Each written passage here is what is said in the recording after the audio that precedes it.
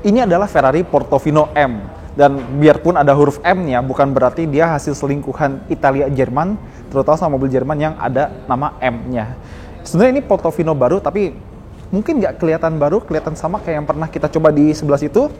Tapi ternyata ada yang baru sih, terutama di bawah kulitnya. Kita bakal lihat sama-sama.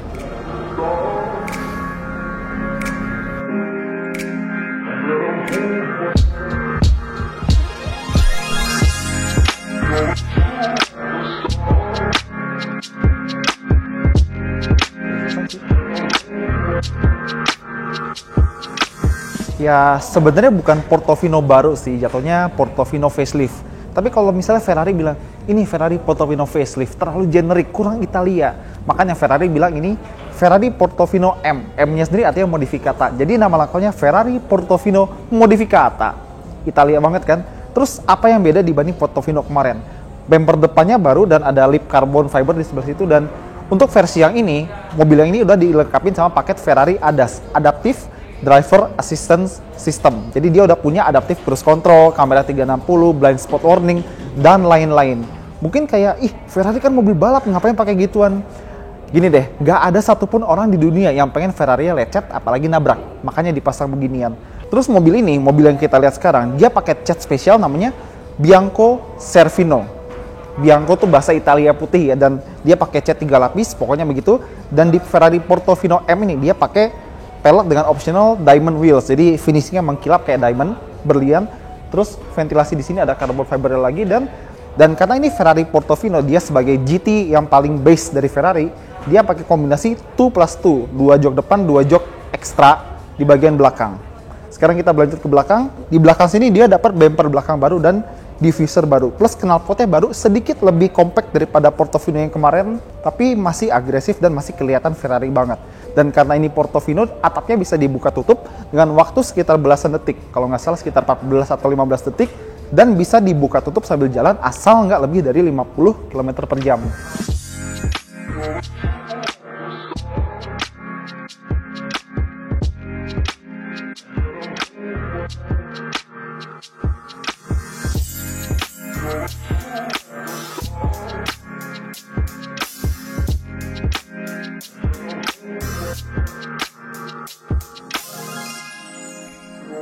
Misalnya kalian penasaran, dia kan atapnya hardtop tapi bisa dibuka tutup. Nah, atapnya kan disimpan di bagasi. Jadi kalau misalnya atapnya lagi dibuka kayak gini, bagasinya jadi cuma segini. Buat satu tas cukup lah ya. Dan seperti yang tadi gue bilang, diffuser lebih gede dan knalpotnya lebih compact, tapi suaranya tetap suara V8 twin turbo.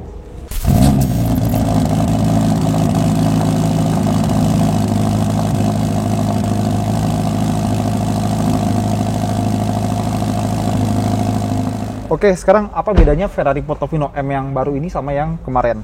Pertama, sebelum kita bahas ke bedanya apa aja, ini ada slot khusus buat naruh kuncinya. Kuncinya masih kunci Ferrari yang lama ya, belum yang kayak Zippo macam SF90 atau Roma. Dan kita bisa taruh kuncinya di sini. Pertama, yang baru di Ferrari Portofino M ini adalah switch magnetino yang ada ketambahan mode baru. Jadi kalau di Portofino yang lama cuma ada pilihan comfort, wet atau sport. Di sini ada pilihan race sama ESC off. ESC itu stability control Ferrari. Jadi untuk pertama kalinya di sebuah GT2+2 Ferrari yang paling base ada mode race. Tachometer masih analog mode lama, di kiri kanannya ada layar, dan di sini kita dapat layar sentuh yang banyak fungsinya, bisa buat lagu, bisa buat GPS, bisa buat Apple CarPlay, tapi harus masih pakai kabel.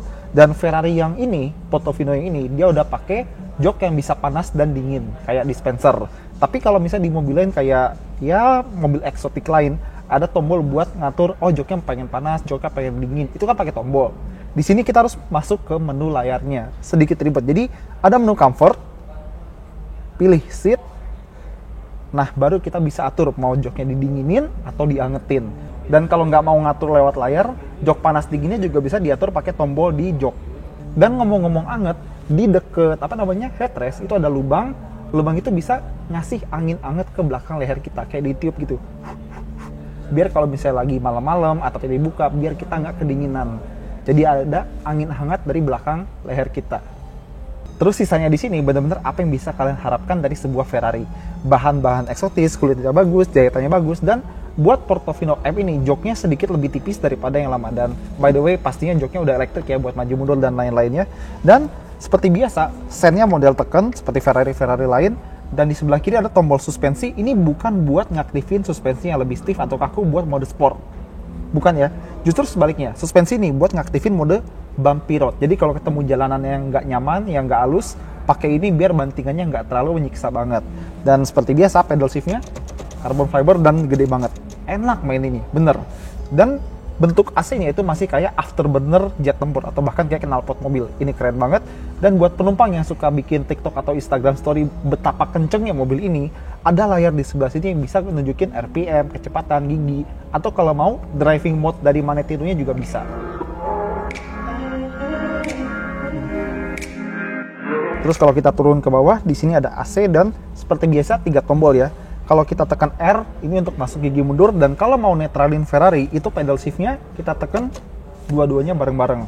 Kita balik lagi ke tengah, terus tombol auto di tengah ini kalau kita pengen jalan seperti biasa dan membiarkan mobil ini ganti gigi sendiri seperti mobil otomatis pada umumnya.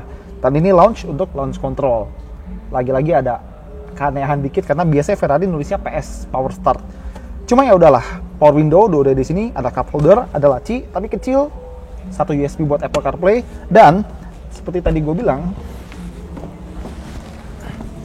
mobil ini adalah Ferrari GT 2+2, 2 jok depan plus 2 jok belakang. Buat masuknya tinggal ada tuas di jok, dia bakal maju sendiri. Ferrari bilang jok depan sengaja agak ditipisin biar ada space lebih di belakang. Cuma kayaknya duduk belakang pasti nggak enak ya. Coba aja lah.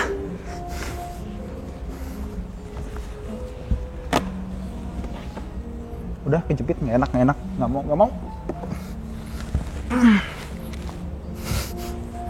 Ya paling belakang tuh buat naro jas, koper, tas, atau mungkin piaraan ya.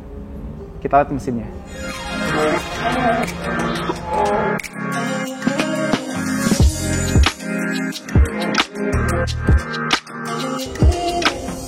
Tapi secantik-cantiknya Ferrari di luar dan di dalam, yang paling penting itu adalah mesinnya. Karena Ferrari Portofino ini pakai mesin yang ya sebenarnya basicnya sama kayak sebelumnya. 3900 cc V8 twin turbo, tapi sekarang ada revisi, terutama di gearboxnya. Tenaganya sih 620 tenaga kuda, naik 20 tenaga kuda daripada yang lama. Torsinya 760 Nm. Ya emang naik daripada yang lama, tapi yang paling penting gearboxnya diganti. Jadi di Ferrari yang baru ini dia pakai gearbox 8 percepatan kopling ganda. Kalau yang kemarin 7, sekarang 8. Gearbox ini lebih cepat ganti giginya dan lebih halus dibanding Ferrari yang lama. Jadi lebih cocok, bisa jadi sebuah GT, tapi kalau misalnya mau ugal dikit, mau agresif, bisa. Dan mungkin kalian penasaran sama performanya ya. 0 ke 100 nggak sampai 3,5 detik, 0 ke 200 9 detikan kurang lebih. Dan top speednya lebih dari 320 km per jam. Dan ada banyak juga software baru yang ditanemin ke mobil ini. Ada FDE sih kan tadi, Ferrari Dynamic Enhancer, terus ada SSC Side Slip Control versi 6.0 dan masih banyak lagi. Tapi saran gua, puas-puasin lihat mesin ini. Puas-puasin lihatnya, karena nanti saat semua mobil jadi mobil listrik, susah buat ngelihat mesin Ferrari baru yang secantik ini. Ya, jadi itulah Ferrari Portofino M. Ya, namanya juga sedikit facelift ya atau update. Pasti dibuat lebih baik, lebih baru, lebih powerful, dan lebih desirable daripada versi lamanya. Ya, ini tetap sebagai sebuah Ferrari yang paling base, yang paling bawah. Tapi tolong dicatat, se-base-base-nya Ferrari, sedasar-dasarnya Ferrari, semurah-murahnya Ferrari, itu tetap sebuah Ferrari. Oke semuanya, itu aja kali ini. Thank you banget udah nonton. Jangan lupa jempolnya, komentar, dan subscribe. Terus cat mobil ini namanya Bianco, lupa. Di sini dia pasti pakai mesin. Gue bingung. Oh iya. Tapi se-eksotisnya Ferrari, secantik-cantiknya Ferrari luar dalam, itu paling penting ya apa ya? Giliran udah mau lancar malah.